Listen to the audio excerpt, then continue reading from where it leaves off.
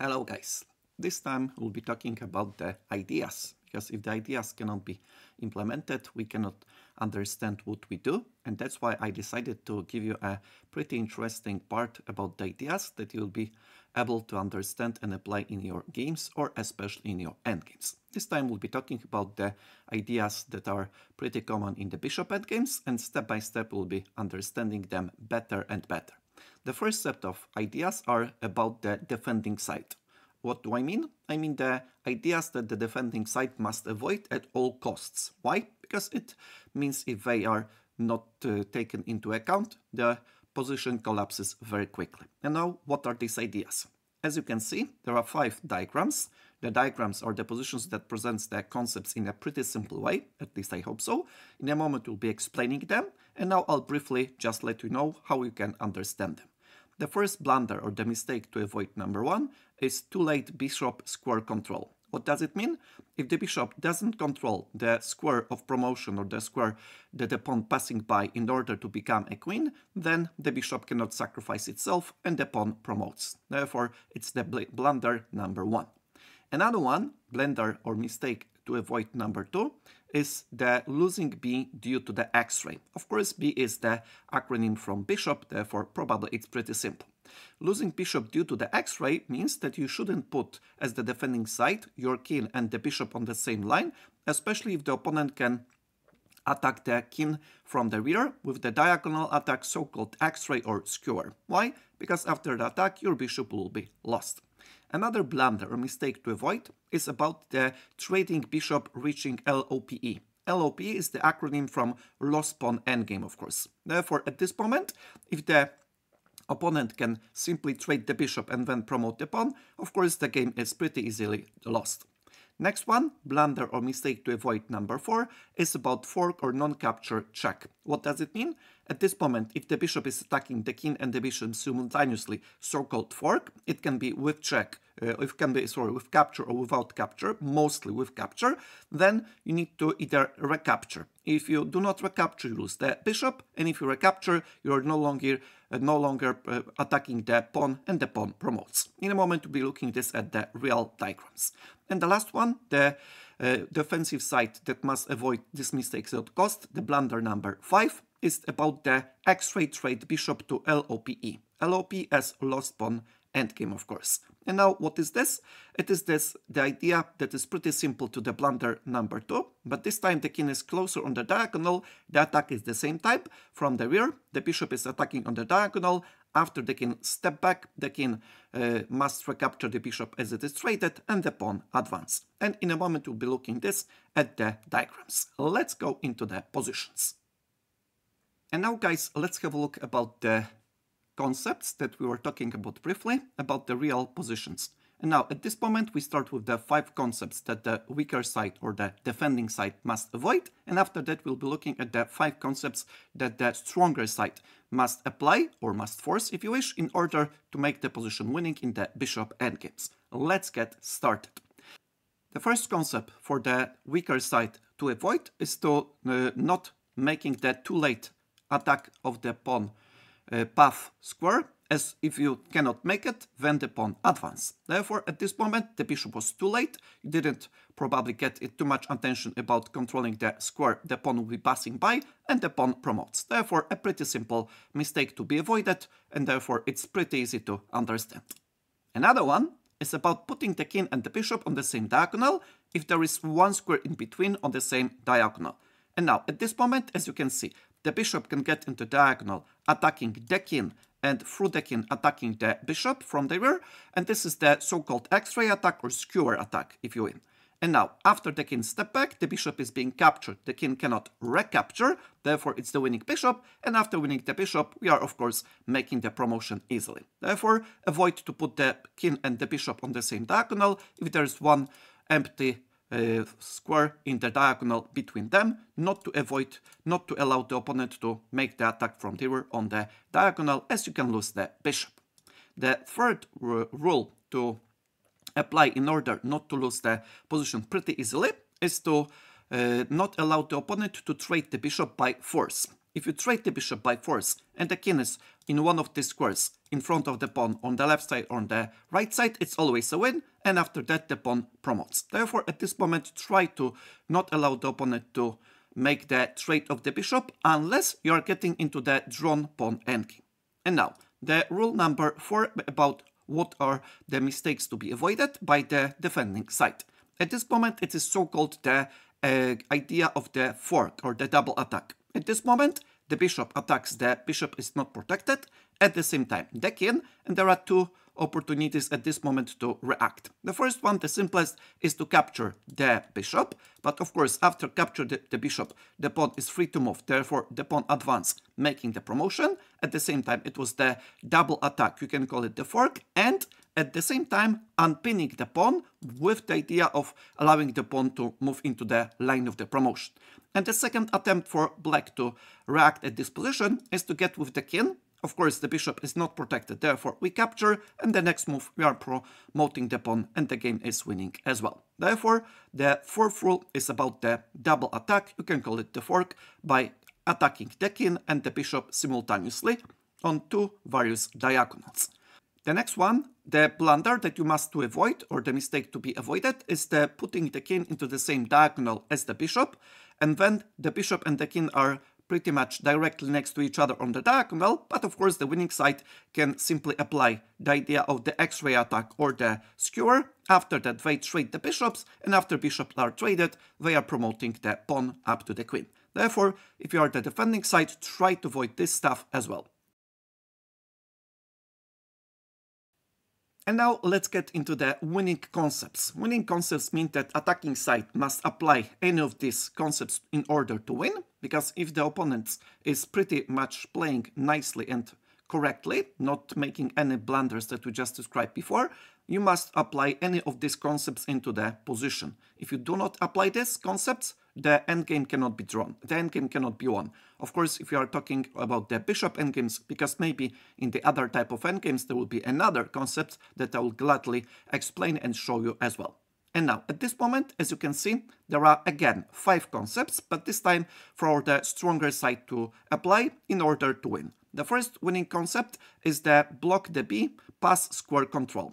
Block the b, pass through control. As you can see, the main diagonal is controlled by our bishop, the light one. If the pawn is moving forward, the bishop cannot control the last square of the control. It can control, let's say, potentially. The square of the control is pretty much diagonal, and the bishop is having the control over this diagonal. Therefore, the opponent cannot put the bishop on the diagonal, because the white bishop would capture it, and it would be an easy win. Of course, in this position, white pawn moves forward, nobody or nothing can stop it.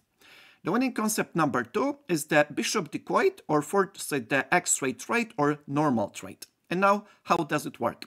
In a moment, we'll be looking at real diagrams. Now, very quickly, I'll just tell you that if the bishop has, as I just mentioned in the previous episode, just 2 squares or 3 squares in the diagonal, at this moment you can see that the bishop will be pretty easily decoyed. And if we decoy the bishop, then either the bishop is traded, either the bishop is captured, but anyway the bishop is no longer controlling the promoting square, and the stronger side will win.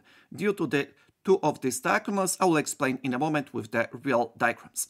The third one of the winning concepts is about bishop interference, promotion square, and WYPE. WIPE is winning pawn endgame.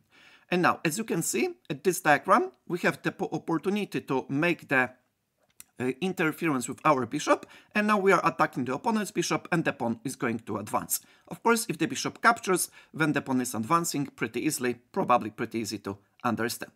Another winning concept is the idea that we need to take into control king or bishop key square control to stop control passing square on diagonal. What does it mean? For example, if this is the dark square a7 and the last opportunity for black is to get into this diagonal with the bishop must stand in this moment on the square f2. If it doesn't, the pawn gets a7, a8, queen, pretty easy win at this moment. And of course, the king can control the square of getting into this diagonal blocked by the black bishop, and then if the bishop gets into this square, the king captures the bishop. And if the bishop doesn't control this diagonal, the pawn advances to promotion, as the black king is too far away from the king, from the pawn. And now the last winning concept. The last winning concept is Zugzwang to force WIPE. WIPE is of course the acronym from winning pawn endgame.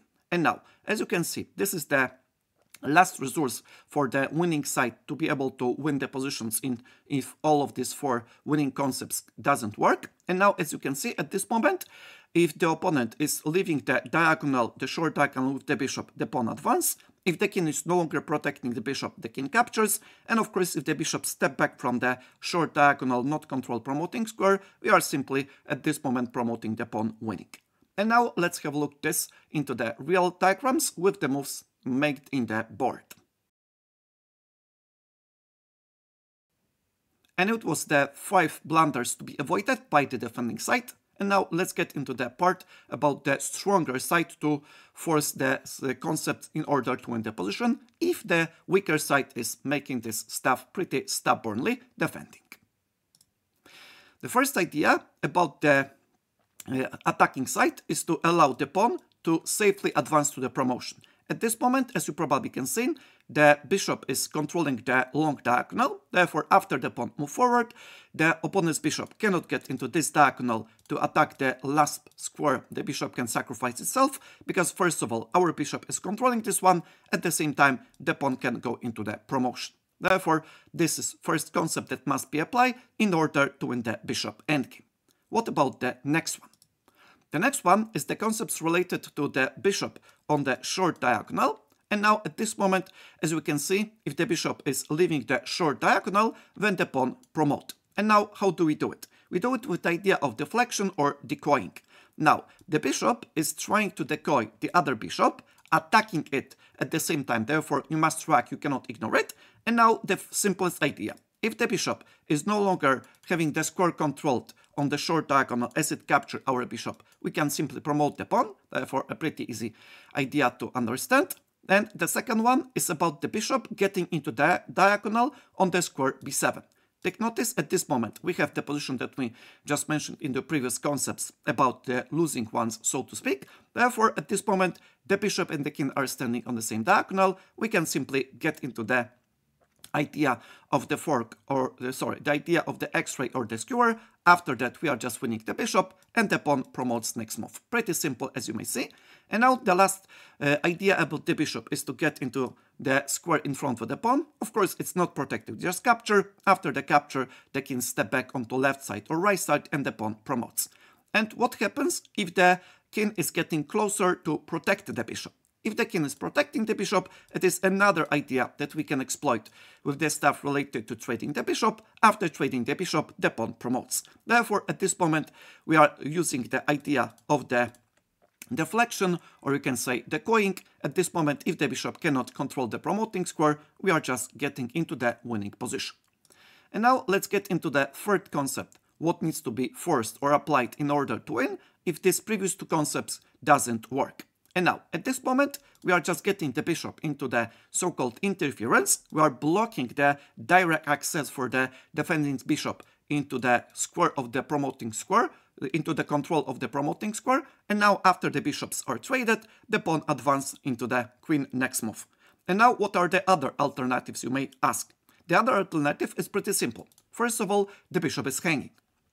If you step with the bishop right here, the bishop doesn't have the time to get into the other diagonal to the square a6, therefore the pawn immediately promotes. Therefore, pretty simple idea. The fourth rule for the stronger side to force into the weaker side is about the idea not to allow to get the bishop into the diagonal that will be controlling the square the pawn will be passing by in order to promote. At this moment, if the bishop could get into the square f2, it will be getting into the very long diagonal and having the control of the square e7. The pawn must pass by in order to be promoted. Therefore, the game will end in a draw pretty easily. But what happens if the king will not give the access for the bishop to safely go into any of the squares? Take notice, it doesn't matter if the bishop is on h4 or it was on the square g5, because the king is protecting both of these squares. The squares e3, f2, the bishop will get the control over the long diagonal, and the next moves are simple. The pawn gets to a7, then after that the pawn gets a8, game over, and now at this moment it's winning. Take notice that at this moment either the king can have this square covered, or if you would have, for example, the bishop, for example, standing our bishop, of course, into this square, let's say d4 would control this square the bishop wants to get here as well, but of course with the king it's a little bit more common. And the last rule that is related to the stronger side to be able to win the bishop endgames is related to the Zugzwang. If neither of the four rules for the winning side to be applied work, you need to make the last attempt, the last resort. And the last attempt and the last resort is the idea of Zugzwang. And now what's going on in this position? First of all, the bishop of the defending side is controlling the short diagonal. The short diagonal is only 3 squares long, therefore the position is lost. And now why it is lost, you may ask. First of all, the king has two duties. First is to protect the bishop. If the king is not protecting the bishop, let's say the king disappears for a moment, the king is capturing the bishop and the pawn promotes. Therefore, first duty of the king, protecting the bishop. And what is the duty of the bishop, you may ask? The duty of the bishop is to control the promoting square in order to sacrifice itself when the pawn promotes into the queen. If it cannot be done, the pawn is going to be promoted. And now, the bishop cannot get into any squares on the long diagonal right here, because the pawn is going to promote next move. Therefore, the bishop must stay on the diagonal, the short diagonal, on one of these 3 squares. And now, how white can crack this setup? If I cannot, for example, if I make theoretically the idea, if the king and the bishop would not be forced to make any legal moves, but after the pawn moves forward, then the bishop would be allowed to capture the new promoted queen, this position would not be able to be won, would not be possible to be won. Therefore, you need to understand these ideas, that this is the classical Zugzwang. And now how the Zugzwang look like? If the bishop gets into the last rank, the king can capture pretty easily because the bishop would not be protected. If the bishop gets there, we need to either exchange the bishop or we need to decoy the bishop. If we cannot do any of these things, the position still would not be possible to be won. And now what about the king? In order for the king to protect the bishop, the king must do it from one of the squares from the 6th rank. Either A, B or C, 6, because it's on the 6th rank. If the king cannot do so, the king must leave the protection of the bishop. If the king leaves the protection of the bishop is captured and the pawn is getting promoted. Therefore, white plays a beautiful idea of the Zugzwang to exploit this stuff, as we just mentioned, about protecting the bishop by the king. Now, if the king captures the bishop, the king captures the bishop and the pawn promotes. And of course, as you probably can see immediately, the king cannot get into the 6th rank protecting the bishop because all of the squares a6 and c6 are covered by our bishop. And of course, if the bishop gets into the back rank, the king captures, step back, left on right, and then promotes the pawn. And if the bishop gets into the a6 square, as we just mentioned, we are trading the bishop and after that promoting the pawn into the queen. And now, as you can see, the bishop cannot stay on the diagonal because it's either captured by the king, either exchanged by our bishop. The king cannot protect the bishop any longer because the bishop cut off all of the squares. And if the bishop gets into any squares along the long diagonal that now I am highlighting with the blue squares, then the pawn promotes as the bishop is not controlling the promoting square. And now I guess these are all of the ideas for the defending side to avoid, 5 concepts, and the attacking ideas for the stronger side to apply or to force in order to win. And remember, why is that important? Because if you remember that if the stronger side will not be able to force any of these 5 concepts to for the winning side into the position is not won. What does it mean? If you cannot make any of the 5 rules for the weaker side to collapse, or the weaker side doesn't make this easier for you, then you must apply the ideas about the winning side, the 5 concepts. And if you are the stronger side and you cannot apply any of these 5 concepts for the winning side, the position must be drawn. And if you understand it, I believe all of the endgames that we'll be analyzing in next episodes, this one included, will be a ton easier to understand why one of the side is winning and the other cannot avoid the losing position. And now let's get into the positions of the practical attempts. Let's go.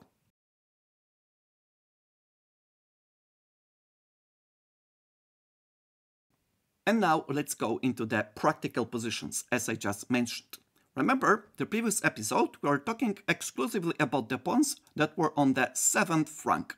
What do I mean? I mean they were pretty much one rank to promotion. And now let's get a little bit more complex positions. By complex, I mean the pawns are less advanced, the concepts are not that much advanced. And now, at this moment, the pawn is on the 6th rank. Therefore, the pawn must get 2 squares up to the promotion instead of 1. And now, is this position winning or maybe it's a draw? And now, first of all, you can see that at this moment, we have 2 diagonals.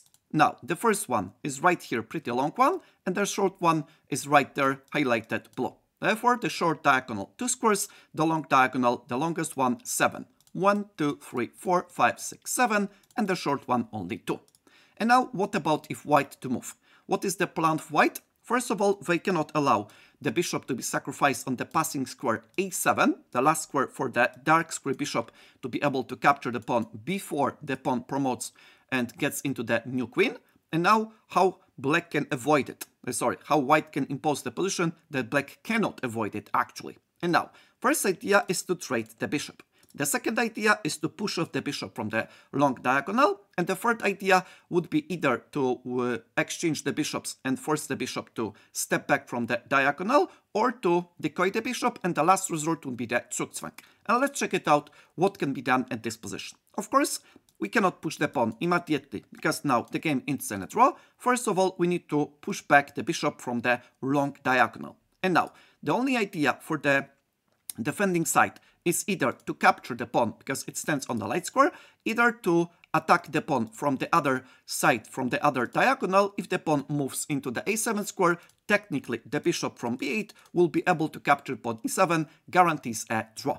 And now, the bishop first of all is chased away from the long diagonal, it's being attacked. At the same time, you need to think about the idea to put the bishop on the other diagonal to be able to make some of the attempts to get into the draw stuff. Now, the bishop gets into f4, probably pretty easy to understand. Take notice one important point. If the bishop gets into the square b8, and let's pretend the light square, the bishop of white is not at the board. If the king captures the pawn, and then the game ends in a draw. Therefore, take notice, the king cannot leave the pawn unattended. If the king or the bishop is disappearing and the pawn is not protected, the game ends in a draw. That's why white needs to be a little bit careful. And now, at this moment, as I just mentioned, bishop tries to get into the other diagonal. And now, what is the idea of white? First of all, the pawn must move forward. Of course, the bishop is getting into the long diagonal, releasing the path for the pawn. Therefore, at this moment, at this move, bishop f2, and now the threat, a7, a8, pretty simple. The king cannot stop it because the king is not in front of the pawn, but behind the pawn. And therefore, at this moment, the last resort, if I do not do it, then a7, a8 is the threat that cannot be stopped. And now the bishop gets into b8. And again, do not capture the bishop. If you capture the bishop, you are disconnecting with the protecting of the pawn. The king captures the pawn, the game immediately ends in a draw. And now, what would be the idea? Again, if the bishop is not controlling the square a7 from the short diagonal, because in the long diagonal it may not be having that much time to go, then the position is won. What's the idea about black? Black king cannot get any closer because it's the king that is pushing it back. You can call it a little bit like the idea of the shouldering. Therefore, a very powerful stuff as well. And now, what can we do? As you probably remember, if the bishop is on the short diagonal, one of the simplest way is to decoy or deflect the bishop from this diagonal. After bishop g3, we are attacking the bishop and at the same time decoying from controlling the passing square before the pawn gets into promotion. If the bishop captures, the pawn gets into promotion, game over.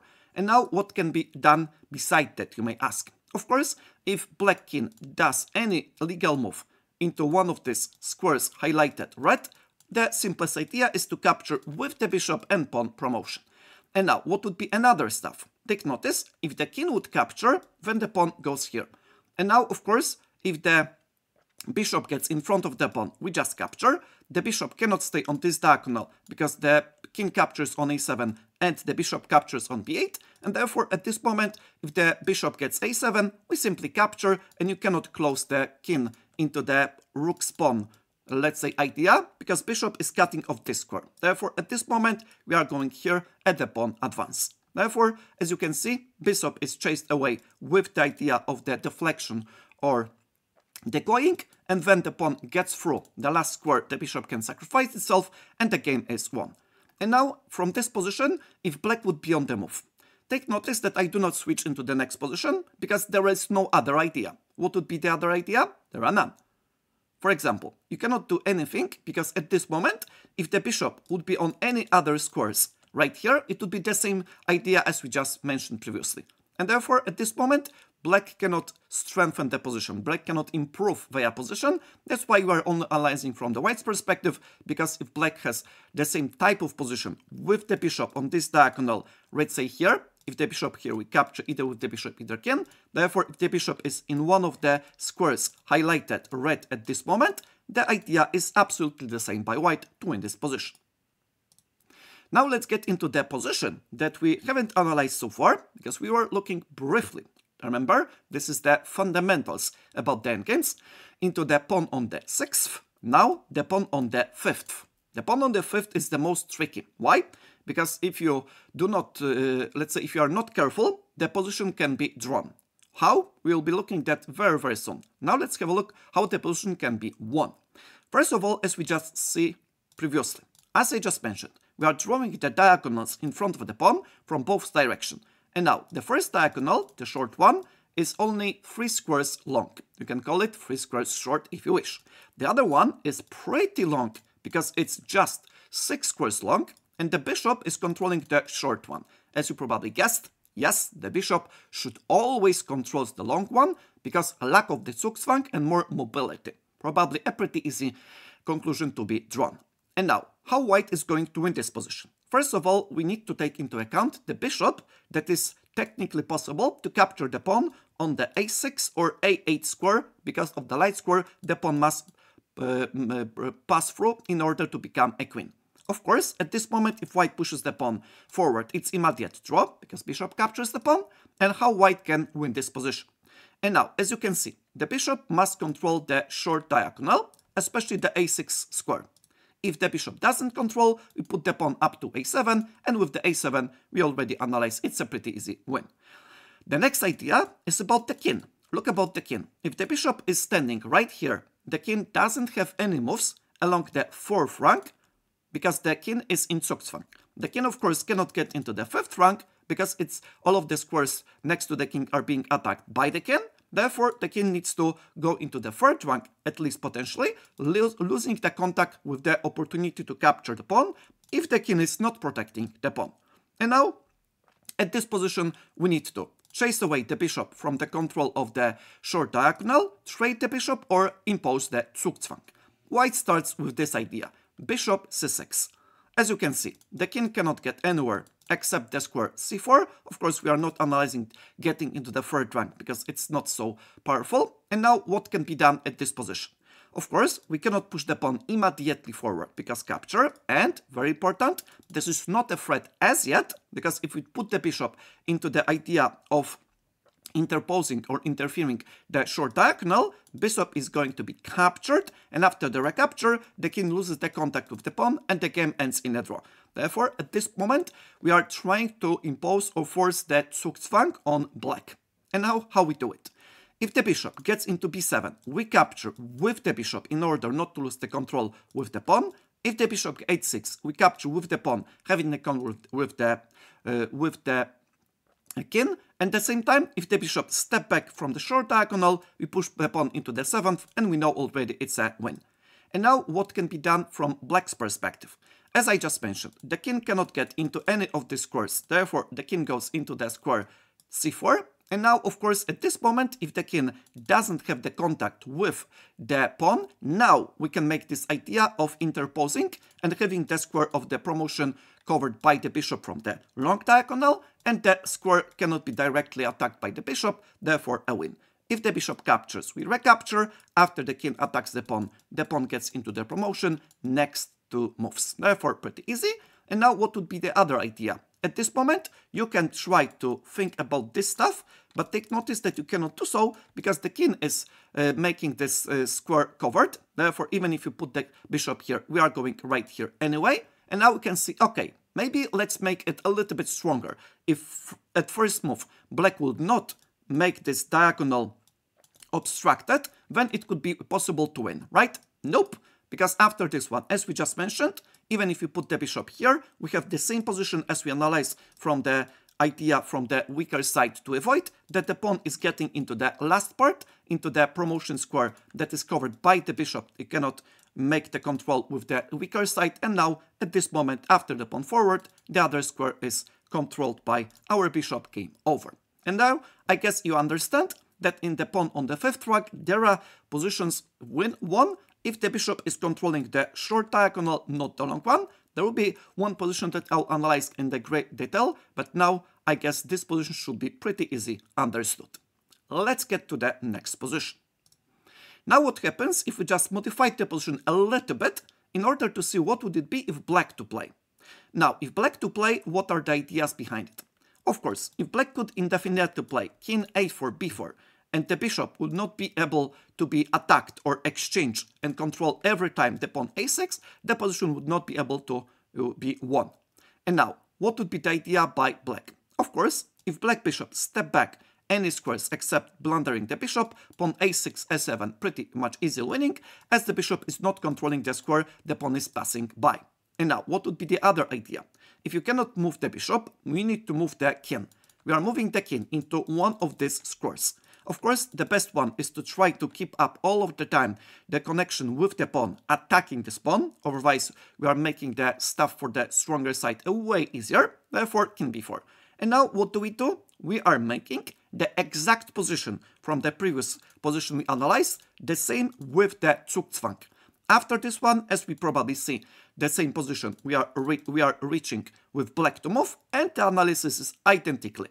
Of course, if the bishop step back with the controlling of the a6 square from the short diagonal, we are getting a6, a7, the position was already analyzed and win. And now it is one detail at this moment, because take notice, if the king step back, we are going right here with the bishop, and after that, the bishop right here with this idea, as we already established, that will be winning. But what happens if the opponent makes the bishop right there? Take notice, we cannot capture as yet, because we are going to lose the control with the protection of the pawn, therefore we cannot do so. But again, in a moment, they will be in the Zugzwang. And now, what can be done? At this moment, as you probably see, there are 3 squares for the bishop of the weaker side to control the short diagonal, c8, b7, and a6. In one of this is the bishop, therefore bishop is going to get into one of these squares on the diagonal. What happens if I get the bishop cut off from the square c8, and now at this moment, if the bishop gets a6, we captured, and now if the king gets away from the pawn, we can capture and then the pawn promotes. And therefore, at this moment, we are not talking the bishop is threatened to be captured, because now the king captures the pawn, but black is in Zugzwang. What does it mean? It means that they have too many obligations and they cannot deal with all of this stuff at the same time. And now what does it mean? At this moment, if the bishop gets into the long diagonal, the pawn gets a6, a7, winning pretty easily as we just analyzed. And now what happens if the king is getting to, let's say, c4? If c4, as I just mentioned, captured, even if the king could technically go here, the pawn gets a6, a7, a8, so-called stairway to heaven, therefore pretty easy win. And if the bishop now gets into the diagonal, the long diagonal, we are winning pretty easily. First, putting the pawn up to the a7 square. Now, getting the idea with the interfering the diagonal would be even better. And now, after this one, the king is not attacking the pawn. After the king gets closer, the pawn promotes. Of course, if we push the pawn a7, it's still win, but we need to get a little bit different with this idea to make the bishop chased away from the long diagonal. Anyway, it's a win. Therefore, need to be careful not to rush at this type of position. Just not to rush is the, let's say, pretty important, let's say, component. And take notice that this is one of the Zugzwang position. It's pretty easy to understand and to memorize because it's the following: bishop, king, bishop, king. And now you can see the opponent, our our opponent. Therefore, at this moment, if you remember this setup, you know it's the Zugzwang. It would be easier to recognize it during the process of the game. And now I hope all of these examples are pretty much understood. Take notice, if you need to reply them, please do. Do not rush. Sometimes there is the need to reply the positions a few times in order to understand all of the nuances. And if you understand it, I believe all of the fundamentals about the bishops of the same color would be very nicely understood. And the last position that I want to analyze for this episode, it was presented into the previous episode as the last one on the screen. And now this is the position that is pretty powerful, because if you understand all of these ideas from the previous, let's say, analysis, now this position should be pretty much easy to comprehend. If you don't, I encourage you to again, step by step, analyze the positions from the previous parts, and after that, come back to this position. Why? Because if you do not understand the previous positions, the previous ideas, this position will seem like magic. If you understand them, I can bet it's going to be a way easier to understand it, even though the position is not so simple. But I will explain it the best way possible, don't worry. What do we have here? As we just mentioned, the pawn is on the 5th rank from the perspective of going into the promotion. It is just 3 squares, not 1, not 2, but 3. Therefore, the pawn at this moment crossed the half of the board looking from the perspective of black. Therefore, we are going the pawn into the opponent's camp. And now, how white is going to protect it? Because this is the game or the endgame, the bishop endgame with the same color bishop that ends in a draw if you play correctly. First of all, look about the diagonal in front of the pawn. We are drawing right here and right there. And now let's see how many squares both diagonals have. 1, 2, 3, 4, 5, 6, the long diagonal, and 1, 2, 3, the short one. But if we extend it a little bit right here, it's 4. And if you just extend it a little bit the other way, it's 7. Therefore, a very long one. And take notice the shortest one is a little bit longer than 3. If there is 2 or 3, it's a win. If there is 4, it may be a draw if played correctly. And now, what is the plan? The plan for the attacking side is pretty simple. Chase away the bishop of the defending side from having the control over the square, after either trading bishop, either forcing the bishop to leave, and then push the pawn up to the square to the 7th rank. If the pawn is on the 7th rank, it's always a win. If the king is not in front of the pawn, we know it already. And now, let's get into it.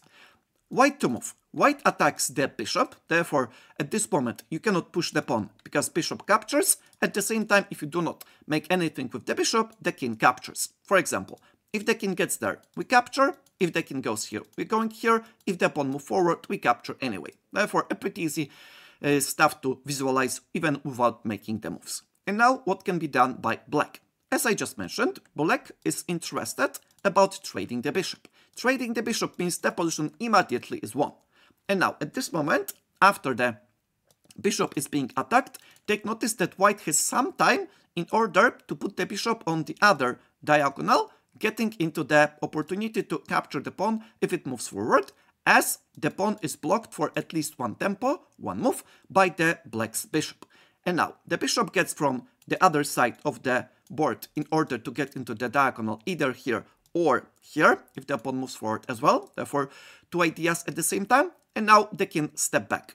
Now, at this moment, the king will be having the opportunity to control the squares right here in order not to allow white to get any closer. And now the key idea. King gets closer, attacking the pawn. Pretty straightforward move, very easy because we are attacking. They cannot do anything with the bishop. If the king cannot get into one of these squares highlighted red, we simply capture the pawn because the pawn cannot move. Therefore, at this moment, one of the moves must be played by the stronger side. No matter which one, the position is still drawn. King a3. Why is that? Because at this moment, they want to not allow the bishop to get into this diagonal and the king to get this close. And now there are 2 choices, as we can see. We can try to get right here or try to get right there. And now one of this is the winning one, the other is losing. First, let's have a look what is the drawing one. Drawing from the perspective of white, I called it the winning one. Winning some like providing the idea works. The king b6, the only drawing move. Why is that? Because in a moment you'll see that the king from the a5 square will be attacking the pawn and providing all of the necessary components for the positions to be drawn. And now let's check it out how it goes. Now, the bishop step back because the pawn finally must be pushed. If the pawn reaches the 7th rank, counting from the attacking side, the position is already won. And now, how white can stop it? Of course, either going into the bishop right here, into controlling this square, either going the bishop right here. Of course, the bishop cannot get into this diagonal because bishop is going to be captured. Therefore, in order not to allow the pawn get to the 7th rank, they must immediately play the only move. At this moment, bishop d1, and of course, the pawn cannot be pushed forward. And now again, if we do not chase away the bishop, take notice, the diagonal is 4 squares long. Not 2, not 3, but 4. If you do not chase the bishop away, the pawn cannot move forward as it's going to be captured. Therefore, at this moment, black will be trying to chase away the bishop from the diagonal with the king protected, and now the only move. If you do not make this move by white, the position will be lost. White supports stops the opportunity for white to chase away the bishop by the opportunity to capture the bishop if it gets into the square by the bishop captures on a4. And therefore, at this moment, the position is pretty easy to be drawn. Now, the bishop gets here with the idea of attacking the bishop and chasing away from the diagonal. But again, as long as the bishop stands in front of the pawn, white has the opportunity to transfer the bishop from the other direction or getting the bishop from the other diagonal. Because there are some ideas that can be faster, others can be slower. And now, at this moment, bishop will be going back and forth. If the king gets closer, the bishop will be going back and forth right here. And now, as long as the bishop is going into this diagonal, not being harassed and not allowing of trading the bishops, as we already know, the position should be won. Of course, take notice that technically, if the king gets too far away to attack or not to allow the bishop to stand, the pawn will not be protected. We immediately capture and make the position drawn. And therefore, at this moment, again, the bishop is attacking the bishop, trying to force it to step back from the diagonal, otherwise the pawn cannot move. And now we are getting the bishop from the other diagonal. Remember what we just mentioned? The super long diagonal, 7 moves. If we get into the 7 moves, we are not chased away. Now the bishop gets here again. In order not to allow the pawn to get into the 7th rank, we have only 2 choices. Bishop f7 or bishop gets into the bishop c2. This is the other part of the board. I apologize. Bishop c2 or bishop e6. Of course, right here, the bishop is lost because of the blunder. Therefore, the only move here, the logical, so to speak. And now, at this moment, again, we cannot push the pawn because it's going to be captured. After bishop c2, what is the threat?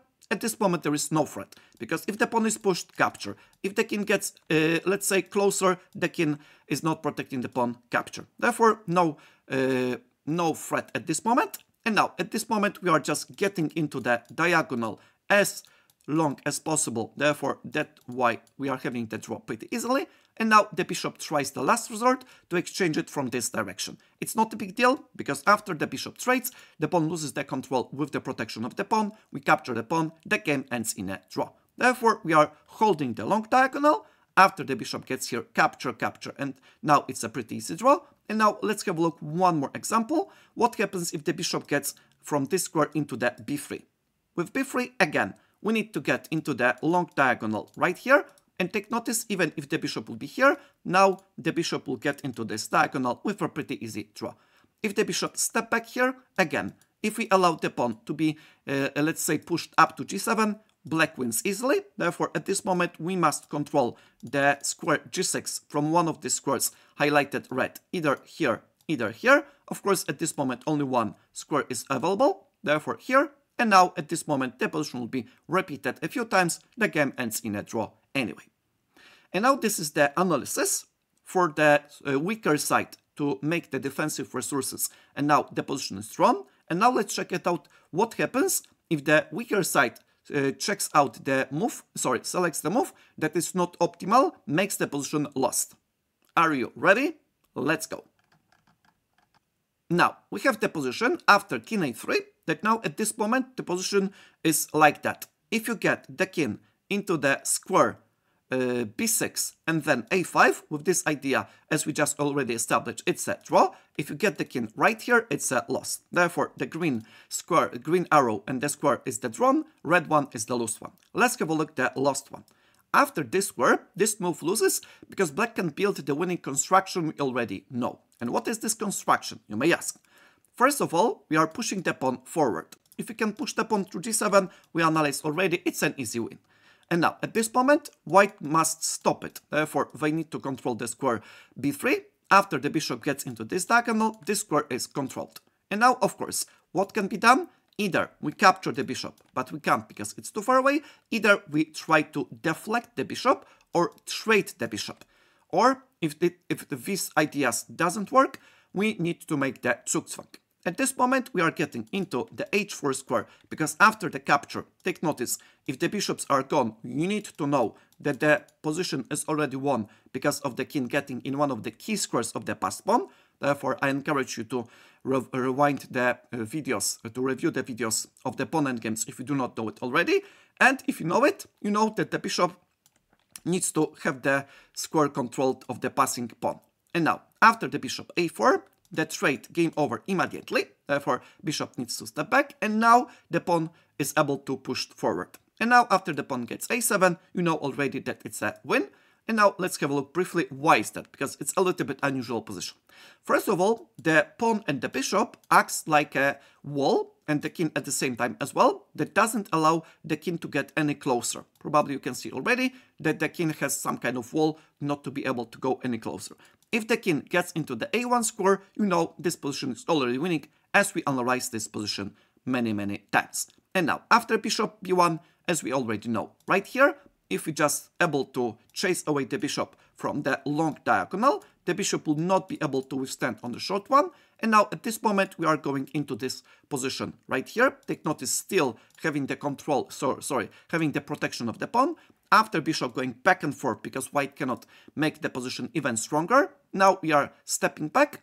Now the king is in the optimal position, and now we are making the position pretty easily won because the bishop will be in a moment chased away from the diagonal, and the game ends in a win. And how is that? You probably already know, but if you don't, we can just have a look pretty quickly. At this moment, as we can already established, the king cannot get in any of the squares because the pawn gets in the promotion and promote with the check and winning the bishop. If the bishop is not protecting this diagonal, it's already a win. And now, at this moment, we are just getting into the chasing away the bishop from this diagonal, and the position is pretty easily won. And now, let's have a look. After this one, we are going right here. If the bishop is standing right there, forcing the bishop to trade or leave the long diagonal. If the pawn is on the 7th rank, it's always a win. And after the bishop is straight, of course, a win. If the bishop gets here, we step back, and the bishop cannot get into this square because the king is going to capture, and the pawn advance, making the promotion. Therefore, a straightforward win if you know how to do it, right? And now let's have a look one more position, because this is pretty interesting variation to have a look briefly. At this moment, after bishop b1 and bishop b3, you can say, wait a second, we can get a little bit in the king closer, and what to be done then? As you can see, again, this is the wall. The king cannot break, the king cannot get any closer, especially in front of the pawn. And now, this is the most stubborn difference from my perspective. And take notice that this is pretty tricky position. Therefore, I encourage you to analyze it a few times and analyze it either with the engine, either with the coach or sparring partner. Now, at this moment, we are going with the bishop a2. Bishop a2, of course, is the idea to attack the bishop. At the same time, after the bishop is straighted, the position is won. Of course, the bishop needs to get into the long diagonal in order to have the pawn square promotion control. After the capture of the bishop, the trading, it's already a win. And now what happens if the king gets there? You can say, wait a second. Now at this moment, the position is pretty easily won, isn't it? After the bishop check, the king gets here. And still the position will not be that easy to be won. But take notice that at this moment, it's pretty funny that seems like that the position is very easy. Because after the capture, we can get with the king, right? Nope, because it's a blunder. If we capture right here, take notice we already mentioned this position. Now, if black wants to protect the pawn, they go here, and this is the stalemate. Therefore, be careful, Because as I just mentioned, the bishop endgames sometimes are very tricky. That's why I just presented this position as the last one from so-called the fundamental ideas. And now, how the position is won? Now, first of all, we step back with the bishop trying to get into this square with the king. After getting with the king, we are challenging the long diagonal, and after challenging the long diagonal, the position is won as we already established. Now the king will be going back and forth right here. Take notice, if the king will be here, we are exploiting the idea as we already know about the 5 ideas how to lose quickly, or 5 ideas for the weaker side to avoid. This could be one if the king gets into the same diagonal as the king, with the exception that we cannot capture it immediately because of this stalemate idea. Therefore, be careful, because if you go here after the check, take notice the king cannot protect the bishop from this diagonal. Therefore, it's very important that the pawn is cutting off this square. And now, after the bishop is just moving back and forth, the king will be trying to have the contact with the pawn. And now, we are waiting. And now again, if the bishop step back right here, we are going with the king up to the corner a1, then remaneuver the bishop to challenge the long diagonal. The position is pretty easy one. But what happens if the king will be going back and forth over these 2 squares? Take notice, the king cannot get into these 2 squares as the pawn is attacking the square on the last rank. Now we are getting closer with the king to push back the king. Otherwise, the position would not be possible to be won. Yes, it's something that seems pretty easy. It's not that easy. And now, after the king is going here, because take notice, after this move, the king is getting into a1. If the king gets into the a1, the bishop will be transported into the long diagonal, pretty easy win. Therefore, this check helps already black. And now, if the king gets back and forth right here, what do? We again pushed the king even further with so-called the shouldering. And now, as you can see, a beautiful example how to show what is the shouldering and what does it look like to push back the king. Push back the king. And of course, we have the bishop that can go here. If the bishop gets the other diagonal, it's going to be captured, an easy win. And now what happens if the king gets even further? Of course, if the bishop goes there, what then?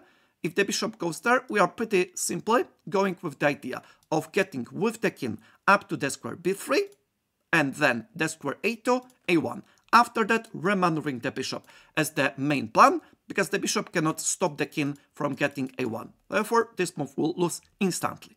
What happens if the king gets there? Now, we are getting with the bishop right here to chase away the bishop. At the same time, look about the idea of the wall, the impenetrable wall by the bishop and the king. Look about this. Probably you have never expected this endgame, as I just showed on the last episode on the screen, that this must be that difficult, that tricky, and that, let's say, nasty, so to speak. Do you see that? A beautiful example how some of the ideas in the bishop endgames that looks pretty much deceptively simple may be really, really impressive. Isn't it? And now, after the king step back, as we can see, the bishop is getting into the long diagonal protected by the king. Of course, the threat is to capture after stepping back, going with the pawn. Therefore, training the bishop doesn't work because we are going right here. After the bishop gets there, again, look about a beautiful wall that is set up by all of these pieces. I guess this is one of the most impressive positions, but because we'll be looking at this at the next series of episodes when we'll be talking about the rook endgames, and I'll just remind you that this was from the bishop endgame as well. And now, what happens at this position? Of course, the idea being, if the king gets into the corner, the position is pretty easy one, right? And now we are getting right here.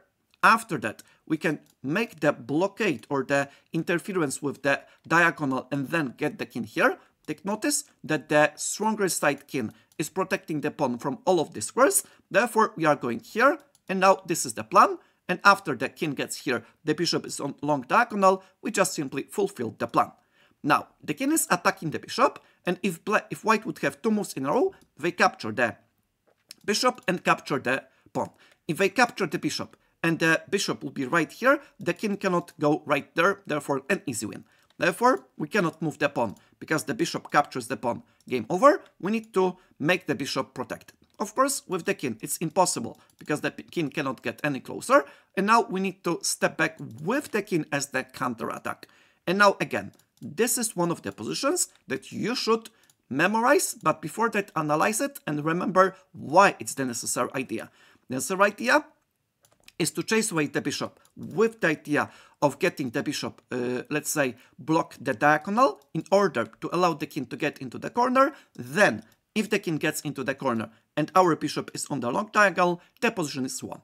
Therefore, at this moment, after the king captures, recapture, and then the pawn promotes, and if the bishop gets from this diagonal, let's say, right there, what do? As I just mentioned, the bishop is not protecting this square. Remember, short diagonal and long diagonal. Therefore, we do not even go here because bishop is controlling this. Therefore, it would still not be winnable position if white would be able to go right here and the bishop would be, let's say, threatened to be captured. Therefore, after the king attacks the bishop, if the bishop step back into the diagonal right here, the bishop is no longer protecting the promoting square. Therefore, at this moment, after the capture, as you can see, stairway to heaven from the pawn endgames. Now you know why I designed this endgame series like that, because some of you may think, oh, Thinker Teacher, you are just doing, let's say, the stuff super slowly. Yes, but there is the reason for that. Why is that? Because I want everything to be absolutely clear, step by step, understanding all of the concepts one by one, and then build upon this construction to have a super solid fundamentals.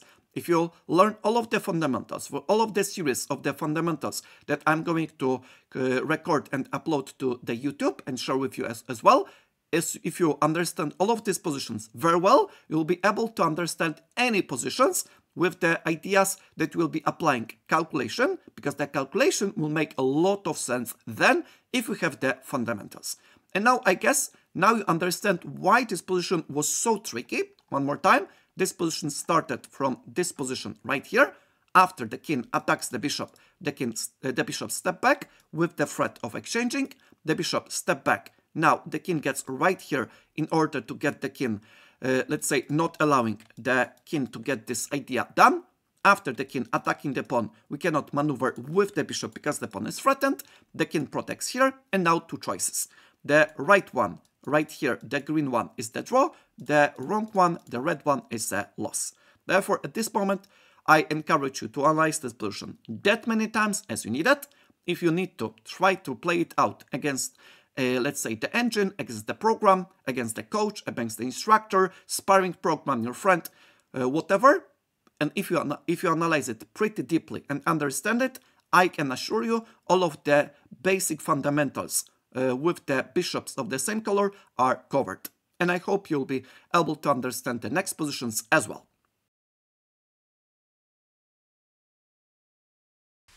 And now, guys, let's get into the summary. Now, what we have done at this episode, very briefly. First of all, we just covered what are the ideas for the weaker side, for the defending side to avoid. What are 5 concepts you need to be aware of when you are the defending side. And if you are the winning side, you need to force it on the weaker side if possible when the win is immediate. And the next part was the 5 concepts for the stronger side. If the weakened side not making any blunders, any mistakes, you need to impose, you need to force, and you need to reach any of these 5 concepts that I described very briefly. And now, if you cannot make any of the 5 winning concepts on the opponent, I believe the bishop endgame cannot be won.